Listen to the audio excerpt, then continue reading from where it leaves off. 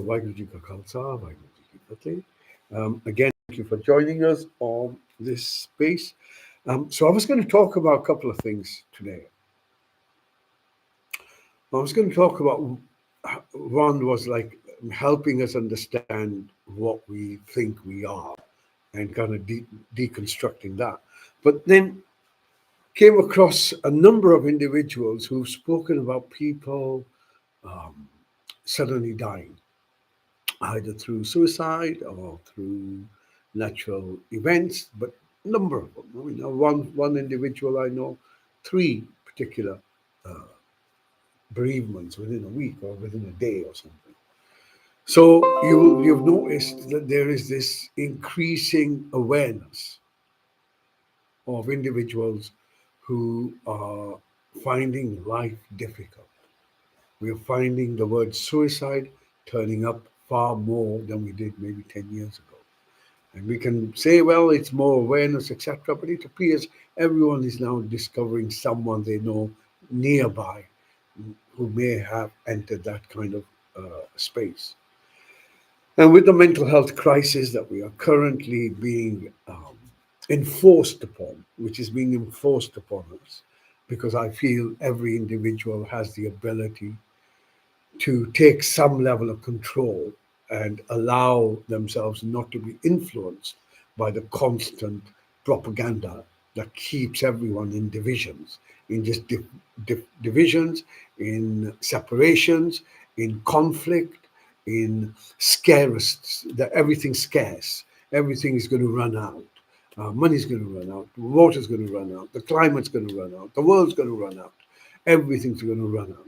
So the environment is that we are enforced to engage in is one where there is this perpetual need for survival.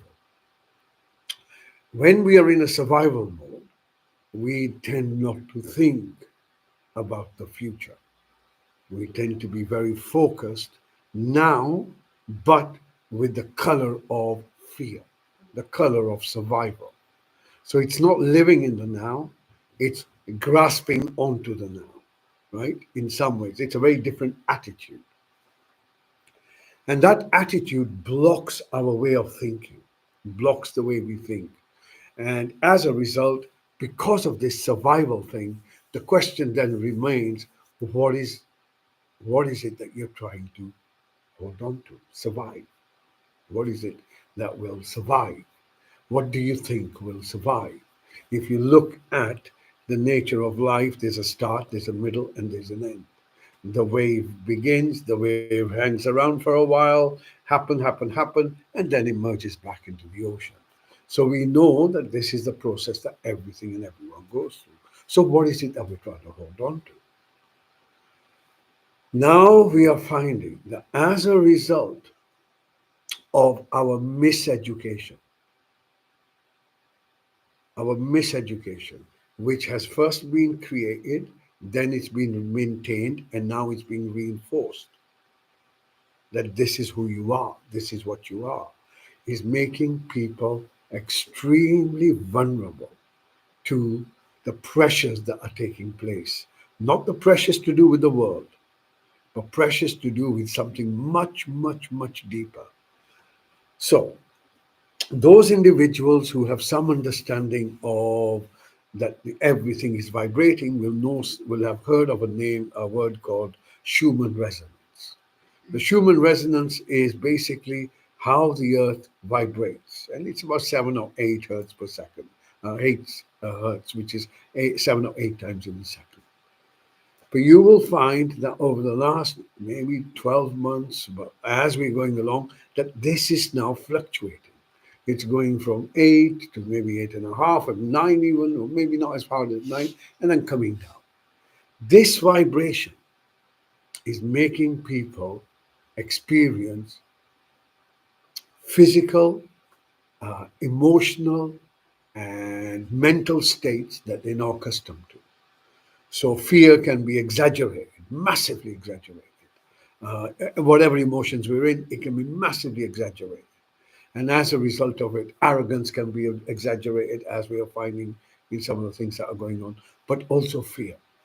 This fear exaggeration. So as this is changing, we are reacting to it as a reaction, or as a response to that reaction. We are getting ourselves, or people are getting themselves into this fear state, and this fear state is then perpetuating that it's okay to have assisted suicide, what they call assisted dying. So notice what's happening. Just notice what's happening. Something's being legalized, something's being made available at the same time that this process is increasing in people. Do you think it's a coincidence? Or is it just happens to be?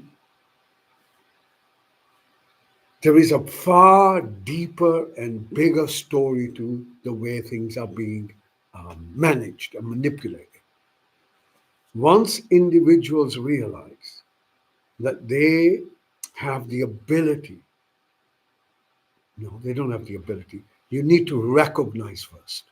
You need to recognize that you, as a human being, or that tree, or that plant, or that squirrel, is a moment in time now. The body that you and I are made of, the body that you and I are made of, consists of 5 elements, and none of them are yours. The air that you breathe is constantly changing, so which one is yours? We say, my breath, but are you initiating it? The body that you have, the physical body that you have, made out of bones, made out of solid, no different from the food that you eat. The food that you eat comes from the earth. That's the solid bit. The liquid that floats in your body is the same as the water that's raining down. That too isn't yours. The energy that's flowing through your nervous system, your digestion, your eyes, your ability to listen, your ability to be warm, that energy makes you warm. That electricity makes you warm. Which part of that is you? And the space that you occupy, did you rent it from someone?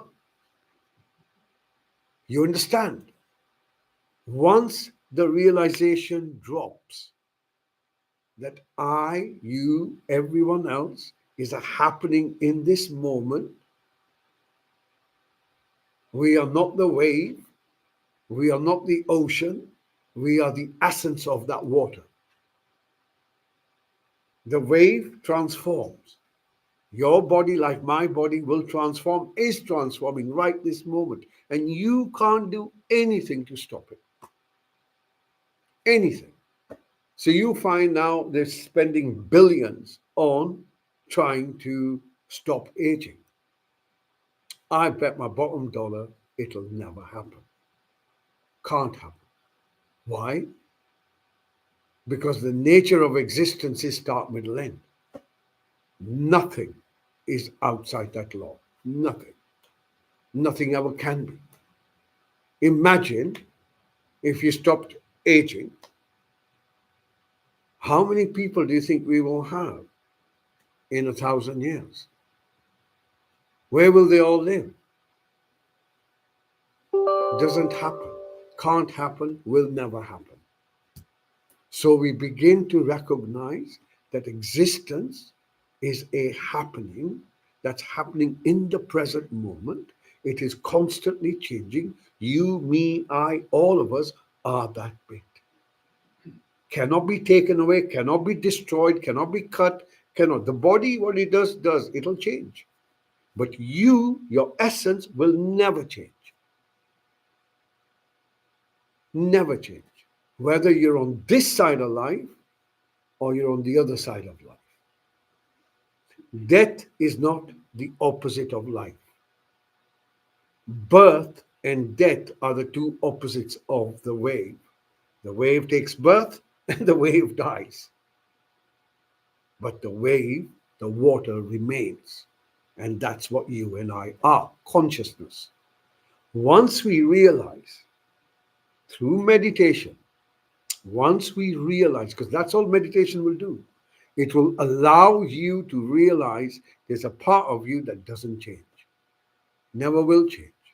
And that part of you is always peaceful, it's always settled, it's always safe. And when you get it, you'll understand that that little piece of you that you thought was you, separate from you, is this fractal of this infinite light called God consciousness. Call it what you want, makes no difference. You can fight over the name, makes no difference. The essence is the essence. So once we realize that, we can only realize that through meditation, and through meditation we come out of the storytelling, the mental space, the survival mode. Hence, meditation is no longer a luxury, but a necessity. However, going back to this point of individuals who are in the survival mode, unable to understand what's going on with them, unable to handle the anxiety, the uncertainty, because we're in the survival, what option do they have? Can't rely on their governments betrayed them. Can't rely on their churches and their temples, they betrayed them. Pensions betrayed them. All their working life betrayed them. So who do they trust? What is there to live for? And there is this notion that if I was to take my own life, that somehow I will prevent suffering. No, my friends. Have to understand some deeper truths. There's something called cause and effect. Karma. Karma. Why are you born in the same house you're born in? Why are you a particular ethnicity? Why are you a particular gender? Why? Why not in Gaza? Why not in Africa? Why not in Sudan? Because you're all tied. We're all tied. And our tying with each other is to do with the storytelling, the mental space, and the emotional space. But in its essence, the waves can react with each other, and through their reactions with each other, create relationships. These relationships then never go away. There's always a balance. Always has to be balanced. And it's not about, oh, I do something bad now, I'm going to get, a bad life next time around. No. You put your hand in the fire now, the effect begins now. It may last for 100 years or 10 years, but it begins now. Yeah. So this action and reaction has a process, has consequences. So in meditation, as you begin to develop your practice, and as long as you've got a decent kind of understanding of it or access to that kind of knowledge or wisdom, not knowledge, wisdom, someone who's traveled that, there are 18 different abilities that will come to be. Now, not everyone's going to get all 18 of them, but you start getting some of them. These include clairvoyance, clairaudience, being able to hear things, see things, precognitive dreams, get an intuition. Oh, I think something's going to happen, and it happens. Someone's going to call, and it calls, becomes stronger. But also other ones which are a little bit extraordinary, right? With extraordinary. One of them is the ability to live life, the ability to let yourself go, die at willingness. How does it happen? So what's the proof of this? Well, I'll share with you two stories. One of my own personal teacher, a man called Puran Singh, who passed away on the 14th of August, 2014. And his process was quite simply, I spoke to him on the 13th, and he called his family and he said, I'm going. And they said, where are you going? He did half a prayer, closed his hands together, and he went, gone. And that's quite remarkable. That's my own personal experience there. But I'll share another story with you. And this is there's a book that was written called Good Life, Good Death. And there was about two Buddhists who had been part of that whole Chinese space, and they were released from prison or they were released from detention or something of that nature. And they approached the Dalai Lama. One was an elderly man, the other one was a bit younger, to ask permission from their superior that give us the permission so we can leave. So when you, this is now a tradition within the East. When you are in the presence of a teacher or a master, you normally ask for permission to leave. Yeah, you don't just walk out and say, "I'll see you later, mate." No, you ask permission to leave. So it's just the way the reverence and sort of thing works. So they went to Dalai Lama, asked him permission to leave, right? And in this conversation, from what I can recall, he asked them, "Were you ever in danger?" And the older one said yes, twice. Once when they broke my hips, and the second time when they broke my knees. I nearly got angry. So you can imagine the guy's kind of self-realization level he was at. But anyway, so they asked for the permission, and they were given the permission and said, "Yep, you may go. You may leave your life." And there happened to be a biomedical doctor in the vicinity who thought, "This is extraordinary. How can anyone do this?" So he thought he would follow them around and find out the whole process. And now I think on YouTube, you've got a number of incidences where they're showing the very similar thing. Anyway, cut a long story short, the day was set and the two came together in their beautiful robes, and they went into whatever process they went into a deep meditation, and the younger one died. He left his body. Yeah. Breathing stopped, everything, even though in the same posture. The older one, who was the master, died for a while and then came back. And everyone was surprised, saying, "How come, you are the teacher, you're the master. How come you didn't make it, mate?" And anyway, whenever he regained his level of consciousness, as he was trying to explain whatever he was explaining, a little bit of spit fell on his robe. And he looked at his robe and he goes, "Oh, my beautiful robe." And another one of his students asked his master, said, "Give me the robe." He took the robe, and as he tore up the robe, the master died. Attachment. Attachment. Attachment can bring us back to that same space, to those same group of people. So when we look at assisted dying and we can say, "Well, look, it's compassionate. They're not going to suffer." No, we only know half the story. Know half the story. Why? Because we've been miseducated. That's all it is. It's not about belief. Go and speak to people who had NDEs. They'll tell you the same thing. So we are getting to this space now. And really, this is what my takeaway from today is this. Look, as the Earth's Schumann resonance changes, and it's going to keep changing for a while, as it's changing, you will feel it on your body. All of us will, at some level. Overtly tired, feeling very drained very quickly, unable to sleep, feeling a little bit emotionally distraught. You're not ill. You're not ill. Just need to regulate yourself. Yeah. And this is where the meditation becomes now your medicine. Every day, 5-10 minutes, take out for yourself. Regulate yourself. Allow yourself to see, and always go back to the realization that you are these 5 elements that you think you are. None of them are you. They're all changing at the same time, but you remain.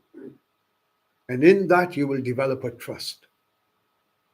And that trust is what's needed for us to navigate this particular time period that we are currently experiencing, which we've been really telling you about since 2020, in all honesty, and saying, "Come on, get your act together. Things are going to get a little bit rough, and you saw what the COVID thing did, and there are other things along the way. that are happening. So these are just um, understanding to make sure that when we feel these symptoms, we don't completely jump to conclusions. So key thing is meditation, qi kong, tai chi, walk on the bare grass every so often to neutral, to ground yourself, and try and get whatever sleep you can. And if the body can't take it, step back. Yeah, respect your body's wisdom. Now is the time to start looking at yourself, taking control of your health, because you can't rely on anyone else anymore. Yeah. Okay, I think I've gone on for enough. Okay, shall we do our meditation now?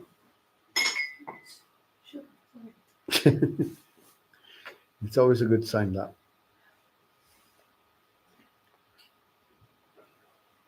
Okay, so as usual, we will begin with our posture and we'll straighten our back,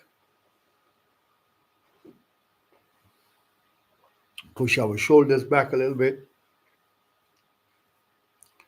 allow our chin to be tucked in slightly so you feel, but you've got to feel comfortable, right? That's the key. Allow yourself to be comfortable. Allow yourself to be comfortable. And now we're going to take a moment to focus on our intention. What is it that you want to do? And what you want to do is simply have a look at what's going on with you. That's all we're concerned about today. And in doing that, we will get into a state called meditation state of consciousness. So your intention is, I want to know what's going on with myself. So let me begin with my body first. So notice your posture.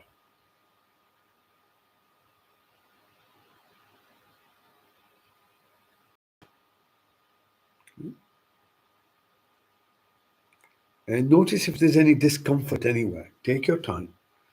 Yeah, so this could be a pain, a tightness, an itch, an ache.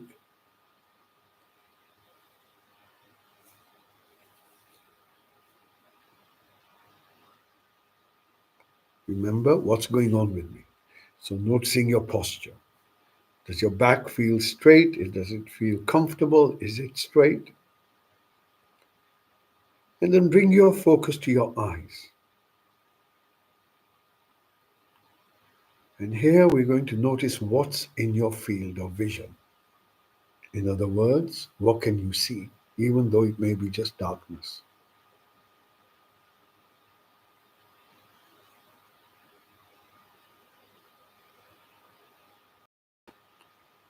Recognize that there is a seer in you that has awareness of the back of your eyelids, awareness of the darkness.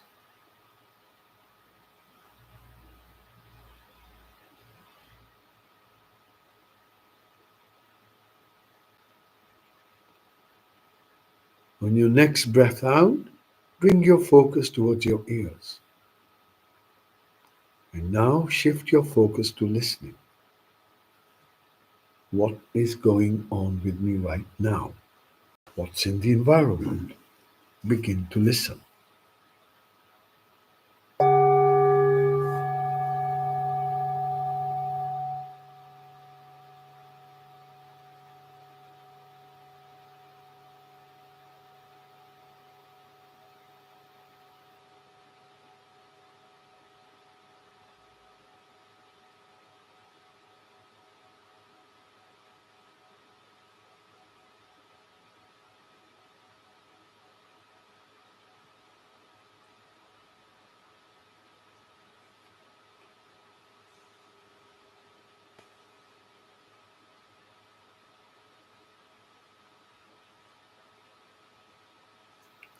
Listening.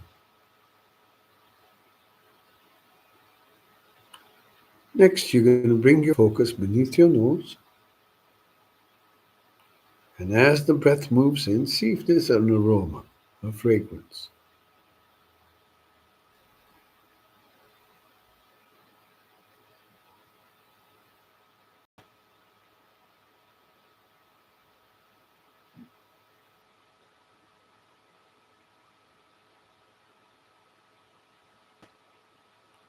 Now moving from your breath to your mouth.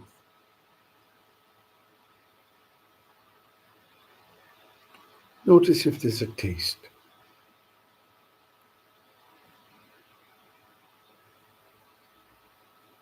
What's going on with me right now?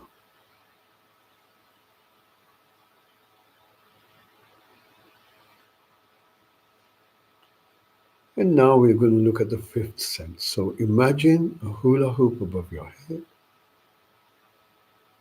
As this hoop begins to descend, allow it to scan your body. Right from the top of your head, gently moving down to your eyes,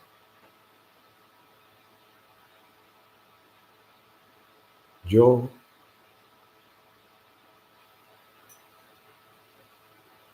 neck,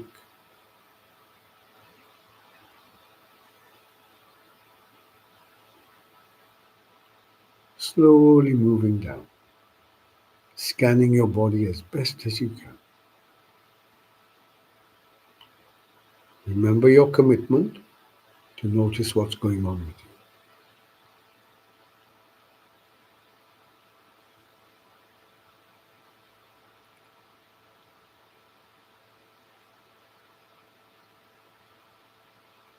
And on your next breath in, once again, become aware of your body as best as you can.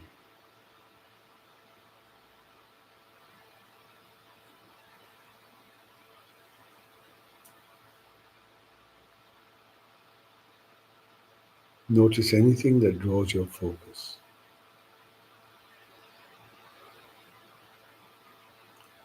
Notice there are sensations where the body makes contact with the chair.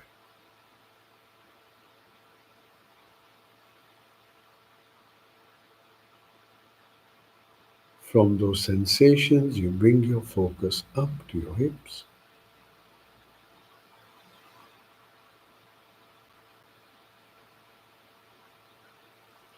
Slowly moving down your thighs towards your knees. Take your time. Remember your commitment to focus on what's going on with you.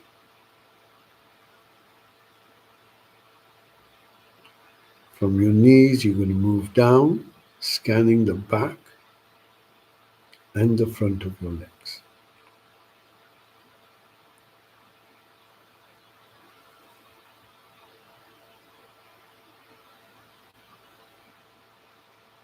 Noticing your feet,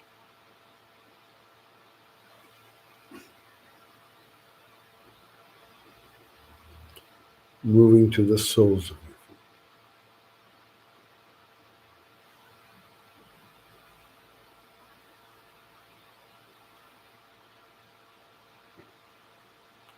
Next breath in, bring your focus back to the seat you're on.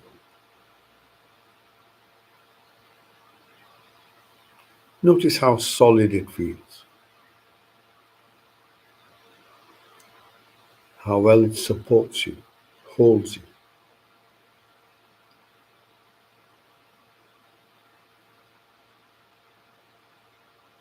Notice that your back is straight and upright.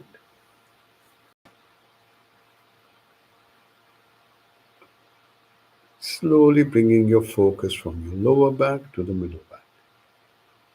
Scanning your body, making sure you really do pay attention to what's going on with you right now.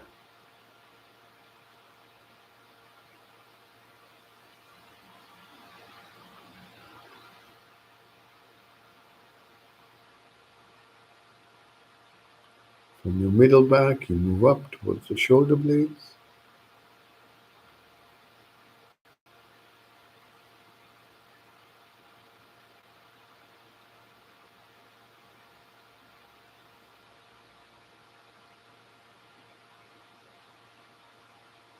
Notice your shoulders.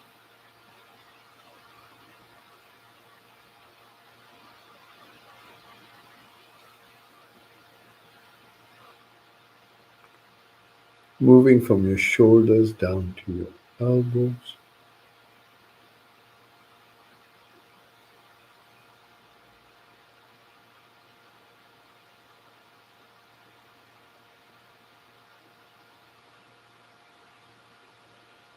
from your elbows to your wrists.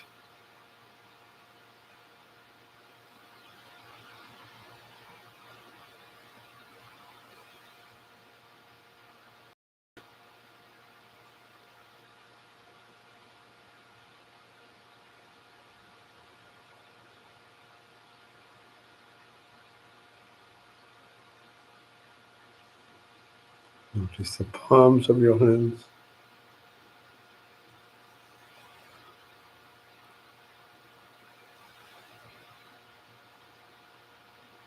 And then moving to your fingers.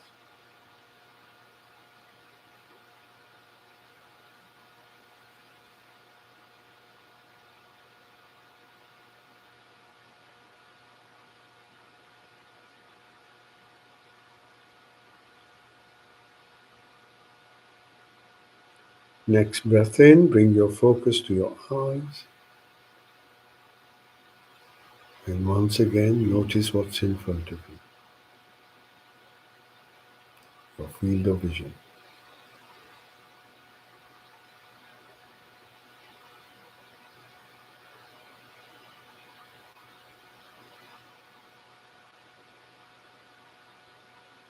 As you breathe out, you allow your eyes to soften, bringing your focus gently towards your mouth. Scanning your upper lip, your lower lip,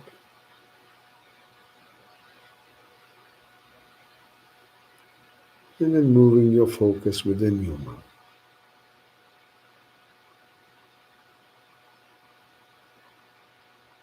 Notice the roof of your mouth.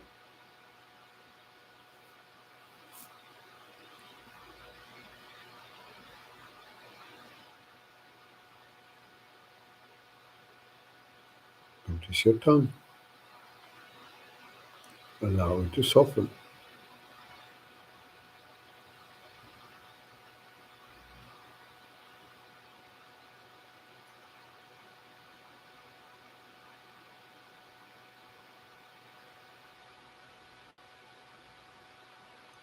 Notice your jaw. Allow your jaw to soften.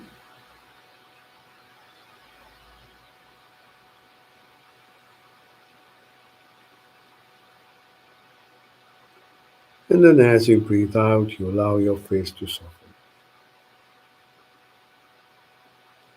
Next breath in, once again, become aware of your body as best as you can.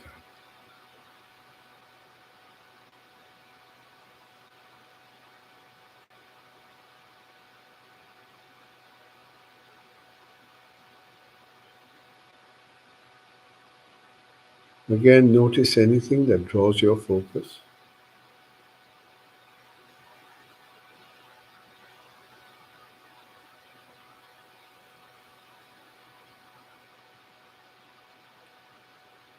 And when you're ready, bring your focus beneath your nose and begin to watch your breath.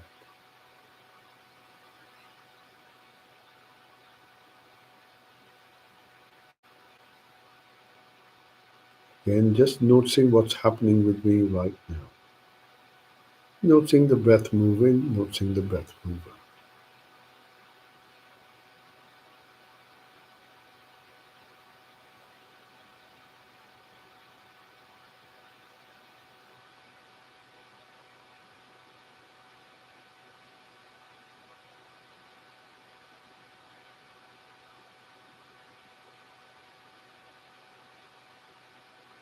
Stay with your breath. Allow it to breathe by itself.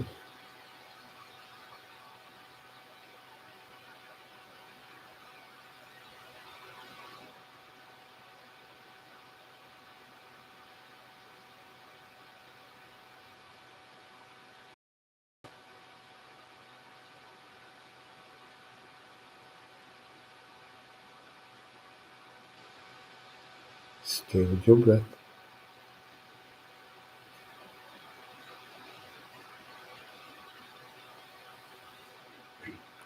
Notice how the breath breathes by itself. Allow yourself to let go.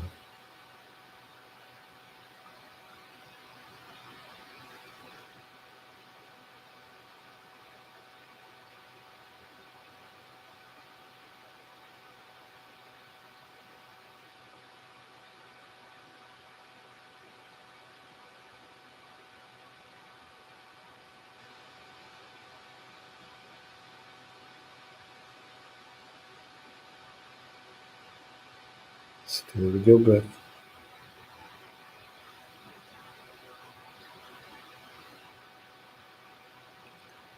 And now, on your next breath in, you're going to bring your focus within yourself.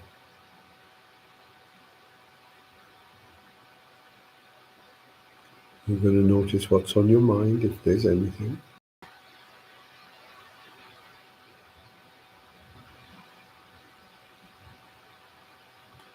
Notice if you can focus or if you're distracted.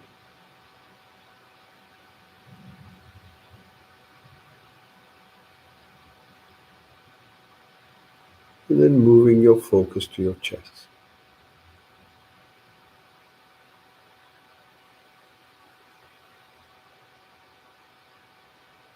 Notice how the chest rises with the breath moving in,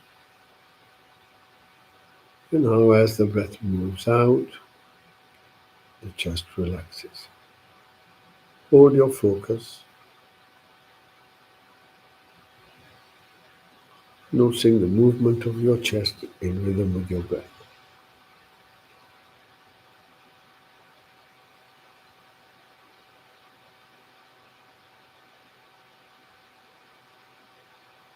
Notice how all of this is happening by itself.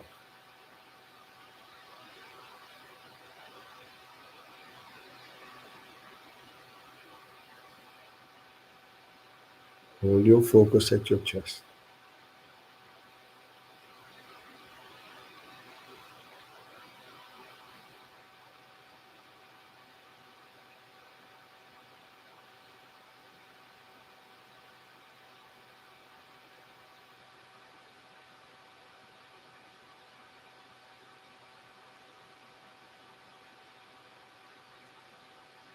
And now, when you're ready, you're going to draw your focus a bit deeper into yourself, right where your heart is. And see if you can hold your focus there.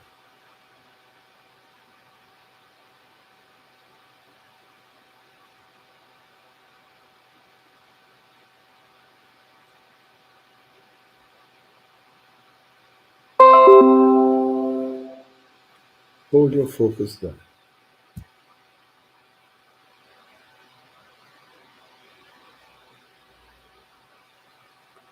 And as you hold your focus there, notice how you're feeling right now.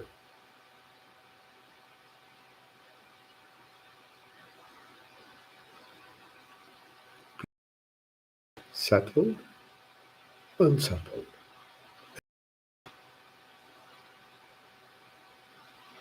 Right this moment.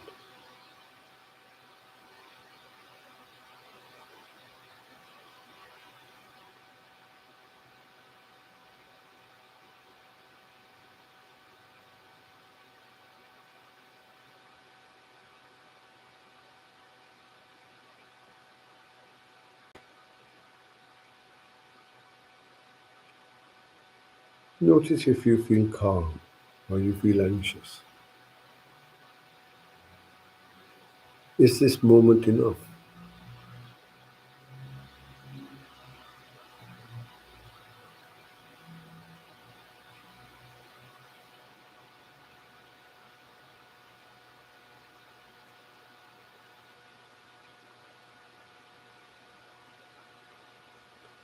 And on your next breath out, you're going to open your focus to all the sounds around you and just begin to listen.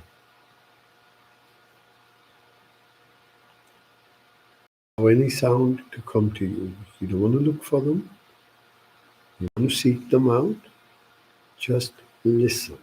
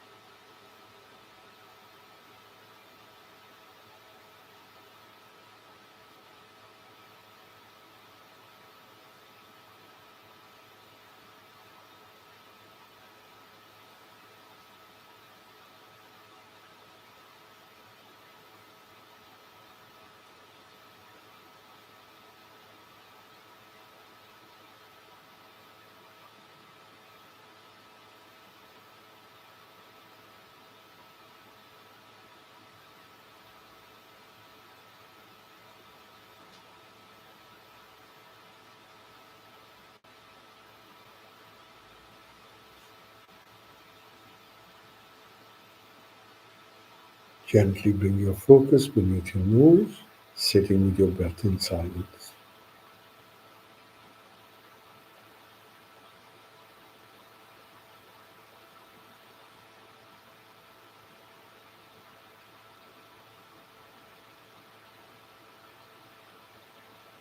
And as you sit with your breath, begin to notice your experience.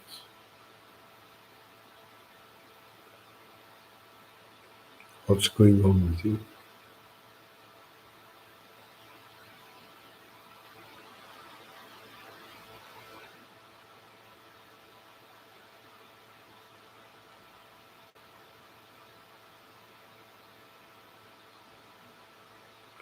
Notice how you feel within yourself.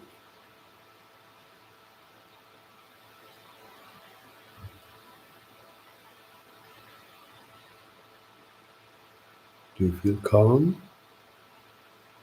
Do you feel safe?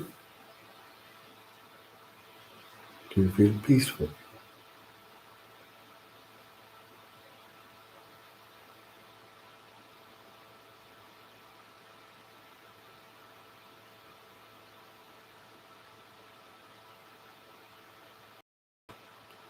Does this moment feel nourishing or draining?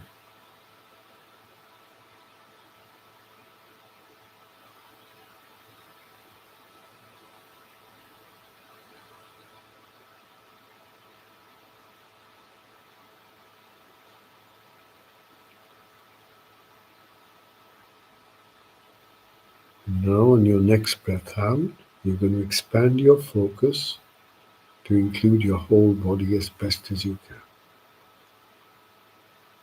Then again, notice what's going on with the body.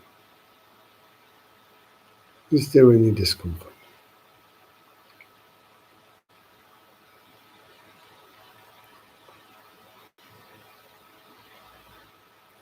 Does the body feel tired? Does it feel light? Does it feel heavy? Does it feel tense? Or does it feel relaxed?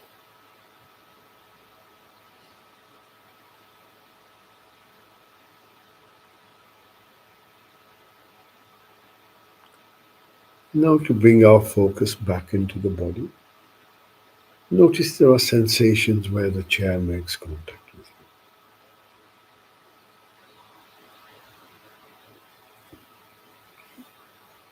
And again, from those sensations, we move up,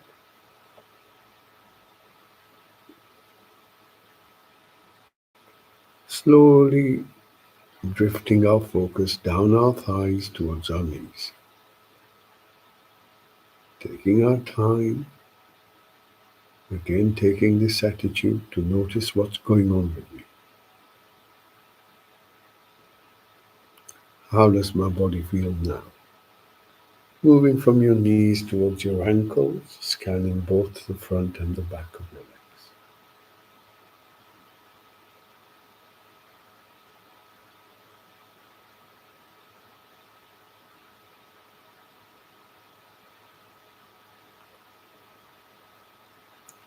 Noticing your feet,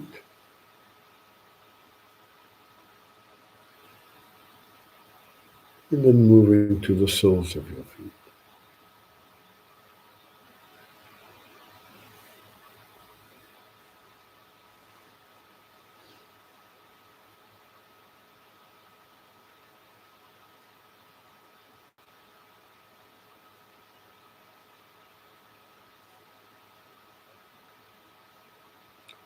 Once again, bring your focus back to the seat.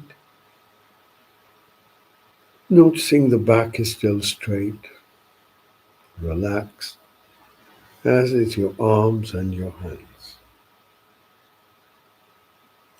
Your eyes are still closed, your mouth is still closed, and your face is relaxed.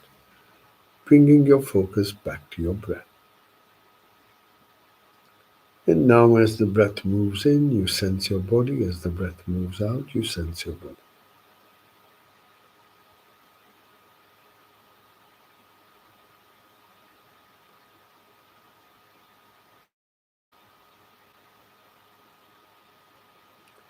Breathing in, you feel peaceful. Breathing out, you feel peaceful.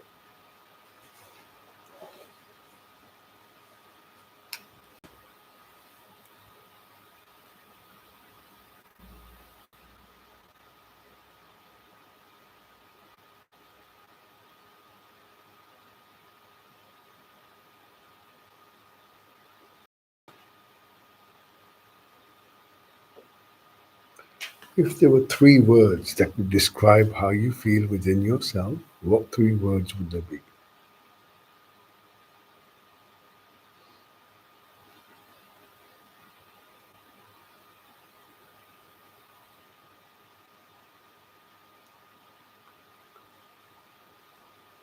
Breathing in, you feel calm. Breathing out, you feel calm.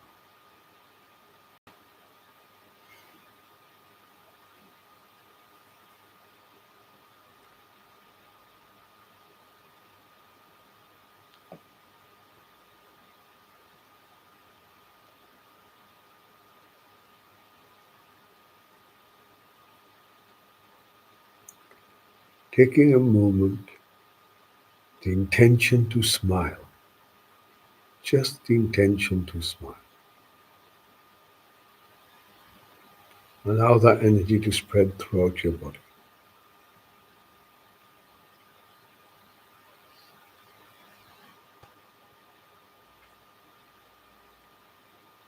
The intention to smile.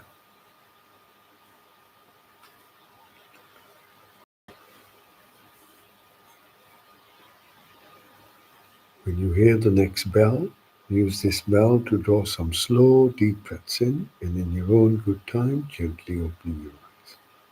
Take your time.